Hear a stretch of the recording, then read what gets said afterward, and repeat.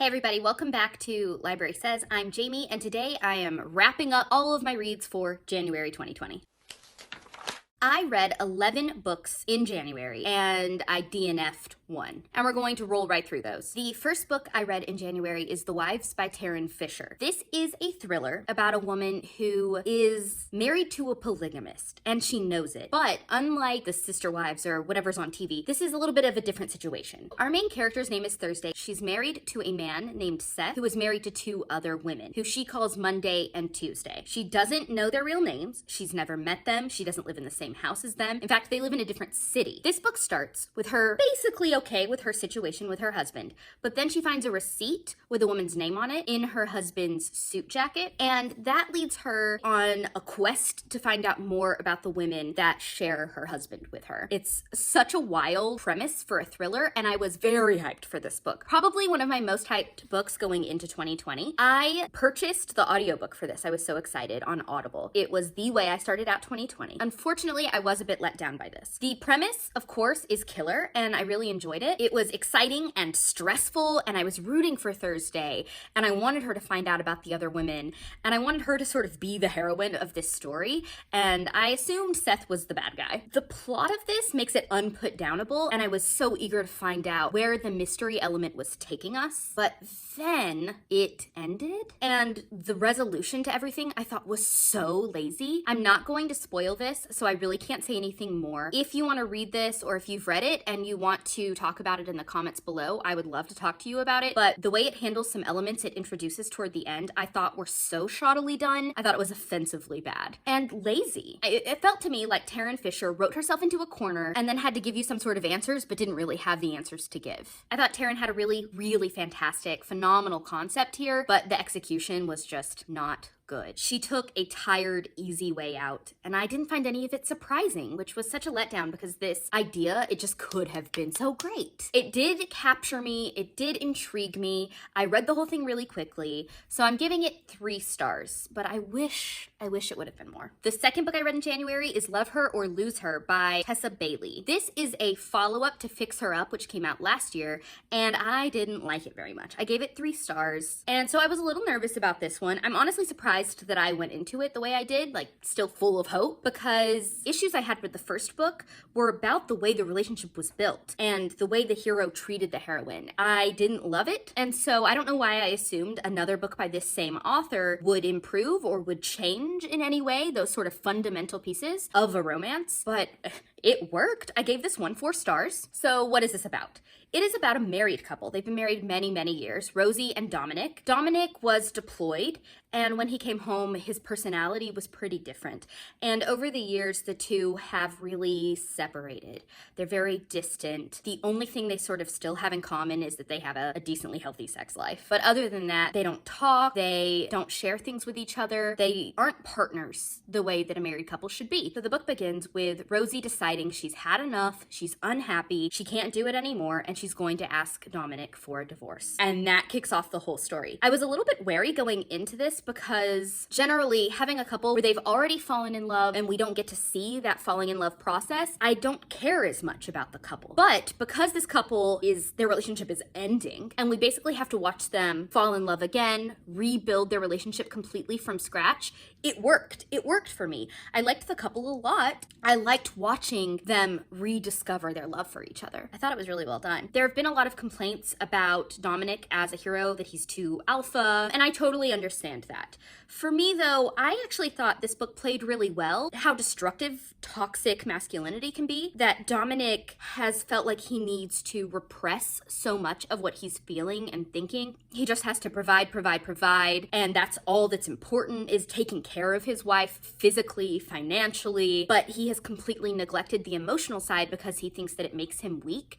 And so watching him grow emotionally throughout the book, I thought it was really powerful. Take it or leave it. I know some people felt differently, but I really liked it and I gave it 4 stars. The third book I read in January is Shameless by Lex Martins. I actually read this as an ebook via Kindle Unlimited. It's about a man named Brady who lives in Boston and finds out that his brother and his brother's wife have died in a car accident, leaving behind their baby daughter. And so he flies to Texas to sort things out, figure out the estate, the farm farm that his brother lived on and what's going to happen to the baby, he meets Catherine, who was a good friend of the couple who have now passed away and has been taking care of the baby. It's a sort of forced cohabitation where they both are living in this house and taking care of this baby as strangers, but grow to know each other and deal with, she lives in Texas, his life is in Boston, but they both love this baby so much and they start to care for each other. And what can they possibly do? Like, how can this possibly end well? I was a little bit let down with this because it didn't have much in the way of plot. Basically, what I've told you so far is the whole book. It's very slice of life, it's very domestic, it's very scene by scene, a lot of time spent in the house or on the farm, cute scenes with the baby, and that's fine. But it didn't delve any deeper than that for me, and it didn't have any sort of pacing or story. There's just not a lot to it. Considering how long it was, you'd think there'd be a little bit more meat, and there wasn't. I found this very put downable. I would read a little bit and be, like pleasantly engaged, put it down, do something else, come back, pick it up, same thing, until it was finished. So in that, it was perfectly pleasant, a perfectly pleasant read.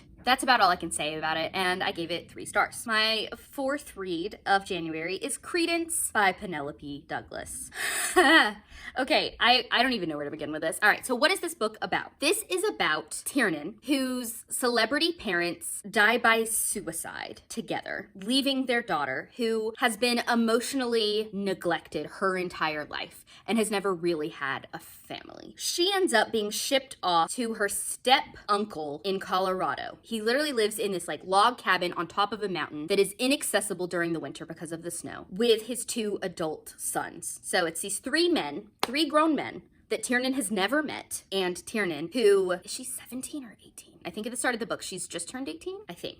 The whole premise of this book is that it is a sort of dark romance, and who is she going to pick? Who is she going to end up with? Her step uncle. She's not actually related to any of these people, I've got to say. She's not. Her step uncle, or either of her step cousins. Step uncle's name is Jake. Step cousins are Noah and Caleb. This book has a lot of issues for me personally. I think the whole premise is problematic. Tiernan has basically been emotionally and mentally neglected and abused her entire life. And then she gets sucked into this wildly unhealthy atmosphere with these 3 men she's never met and is so starved for affection. I think she needs intensive therapy and not what she gets from these 3 men. She almost develops this cult-like obsession with the 3 of them. That was my perception of it. There's also a lot of issues with consent in this book, as in there isn't any. The first scene that gets physical, we don't go all the way with it, but it happens when Tiernan and Caleb meet for the first time. They have never had a conversation. She's never seen him before, and he walks into the garage with a deer over his shoulder he's just killed, covered in blood, and without saying a word to her, literally pounces on her and starts taking off her clothes. And she says no and stop 6 times before Caleb's brother comes in and stops it. And I think we're supposed to perceive it as she said no, but really she meant yes, which frankly grosses me out. But also the way they treat it after the fact, where the brothers are laughing about it. And this happens a lot. So I've read one other Penelope Douglas. I did not like it either.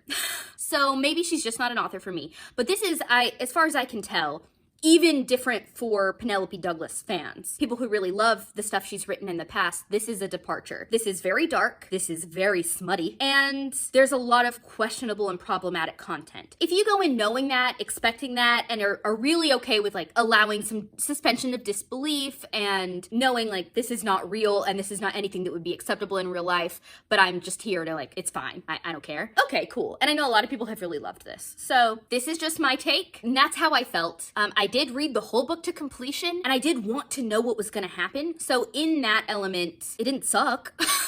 It was a compelling idea. And because of that, I gave it 2 stars instead of 1. Next up, my 5th book I read in January is Death on the Nile by Agatha Christie. This is my 2nd Hercule Poirot novel I've read, and basically confirms to me that I like Agatha Christie's standalones better than her Poirot series books. Death on the Nile is about Poirot taking a holiday in Egypt. And while there, a woman is shot and killed on a essentially cruise. And so there's a limited pool of suspects, but basically every single person on the ship has some sort of motive. They're all shady, they've all got secrets, they're all lying. In that, it's interesting. I think Agatha Christie is so good at developing all of these different characters, and they all feel believable. None of them are really caricatures. They all have motives that as they're revealed, you're like, oh, interesting, and the dynamics between all of them. And of course, Poirot himself is a delight to read. He's so self-important and hilarious because he does know everything he thinks he knows, and he is as smart as he thinks he is. And my issue with this one is that I was not shocked. I guessed who the murderer was before the murder even happened. And there were a few moments that I was like, oh, maybe I was wrong. Maybe it's so-and-so.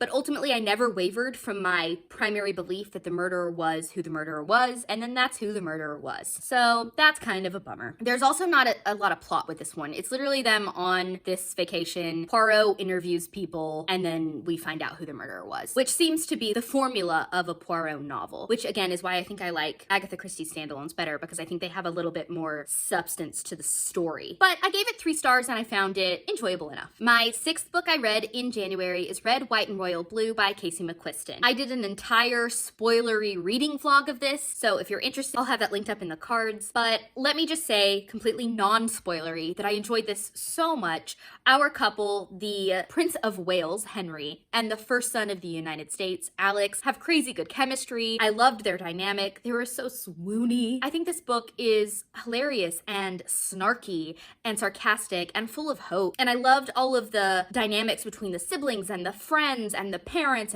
with their kids. I loved the Star Wars references. I just dug it. I mean, you definitely have to suspend some disbelief to make this one work, but it's a fairy tale. A fairy tale with realistically rooted stakes, which I appreciated. And I gave this one 5 stars. I DNF'd one book this month, which was Things You Save in a Fire by Catherine Center. This was my first book of this author, and it is a women's fiction about a female firefighter who moves to Boston to take care of her mother who's having health problems, despite not having a very good relationship with her mother at all. I did not get very far into this, so I can't really speak to it. I DNF'd it at 11%. I was reading an ebook copy of it, and DNF'd it at 11%, so don't come at me if you love this book and tell me like it gets better, Maybe it does, that's awesome, but the first 10%, I was really not enjoying it. I didn't like the writing style. I didn't like the dialogue. It just wasn't for me. I could tell really quickly this wasn't gonna be for me. No need for me to continue. Like I said, I stopped at 11%, and that was that for me, and I don't have any regrets about it. My 7th book I read in January is The Bone Houses by Emily Lloyd Jones. This is a fantasy. This is a YA fantasy that I listened to the audiobook for. This one is rooted in Welsh folklore, something I don't know that I've ever read. It's about a teenage girl named Rin, whose family are grave diggers, and they live on the edge of a forest that's infested by zombies. One day, a mysterious boy named Ellis shows up, and he's trying to create he says that he's a map maker, and he's trying to create a map of the forest and the village and the mountain that is on the other side of the forest. Below the mountain is a mine that is now shut down, but legend says that a magical cauldron left by the Fae is inside the mine at the base of this mountain on the other side of the zombie-infested forest. And if you destroy that cauldron, then you destroy the magic that causes the corpses to rise and become zombies. So Rin and Ellis set out on an adventure through the woods, into the mine, under the mountain, in search of this cauldron. There are fantastic sibling relationships in this book. There is gore. It's spooky. I just really enjoyed this version of zombies, also known as bone houses. And I loved our main characters. Rin and Ellis both were hilarious. I love their dynamic. There is, of course, a very solid romance. I never thought that it drew focus from the primary adventure story that was being told, and I had so much fun reading it. This is one of those rare occasions where even though it's a standalone, I almost wish it was a series, because I would happily read more books about these characters and taking place in this world. So I gave this one 4 stars. Next up, I read American Predator: The Hunt for the Most Meticulous Serial Killer of the 21st Century by Maureen Callahan. This book blew my mind a little bit. I would consider myself a serial killer junkie, which I realize makes me sound unstable, but this book is about a serial killer I have never heard of, despite him being active and caught While I've Been an Adult. This book is about Israel Keyes, who in 2012 was arrested for the kidnapping of Samantha Koenig in Anchorage, Alaska. The police basically caught Israel, a wildly active serial killer, by accident. The book then works your way backward through his career as a serial killer with that final crime of kidnapping and murdering Samantha, and you get more and more going backward in history as the police and the DA and the FBI and the Texas Rangers and all of the different law enforcement agencies that are involved discover more and more and more about Israel. What is so fascinating and horrifying about him is that he had no specific MO, no specific type of victim. His victims were of every gender, race, age. Some he just robbed, some he just murdered. Sometimes he just robbed banks. He basically shakes on its axis what we know about behavior analysis and victimology and methodology of serial killers. The most horrifying part of this book for me was seeing how grossly mismanaged this case was. I highly recommend you read this. It's something I knew nothing about, even reading as much true crime and watching as much true crime as I have in the past. So if you're interested at all, pick this one up. It is a page turner and it will blow your mind in a sort of unpleasant way. I give this one 4 stars. Next up, I read The Bookish Life of Nina Hill by Abby Waxman. This is a book about a woman named Nina who works in a bookstore, has an active social life, has a lot of friends, and meets a cute guy and maybe wants to date him, but she suffers from really terrible anxiety and she's terribly introverted as well. My favorite part of this book is that it is the most relatable portrayal of introversion I think I have read in fiction for me personally. All right, so story time. I am a librarian. I am an introvert. When I tell people that I'm an introvert, especially people I work with, I usually am told that I'm wrong. You're so outgoing. You love talking to people. You're not afraid to speak publicly or give presentations. Yes, that's all true. I am not shy, but I am introverted in that I do that all day long. Yes, I am a librarian, and yes, that means I do talk to people all day long. I don't get to sit in a cubicle and read all day. And then when I get off work, I go home, and what I want to do is sit by myself and read or do something quiet or hang out with like one person or a very small group of people and recharge. Going out after work is a nightmare to me personally. So that is what I mean when I say I am an introvert. It's not that I'm shy or quiet or don't like talking to people. It's that I recharge my batteries by being alone, groups, reading a book, hanging out by myself, and then I can go in the next day and talk to 1,000 people again. And that's how Nina is. So I've seen some criticism of Nina being unrealistic in that she's an introvert, but she has this busy social life and she has all these friends and she builds relationships with this new family that she discovers through the course of this book. But that's how I am. So I did find her really relatable, that I'm such an introvert, she is such an introvert, but her favorite thing is to read a book by herself, and same girl, same. I loved the romance in this. I loved her relationships with the friends she makes in the book, and like I said, she discovers new family and that she has half siblings and stepmom and all this extended family that she never knew existed.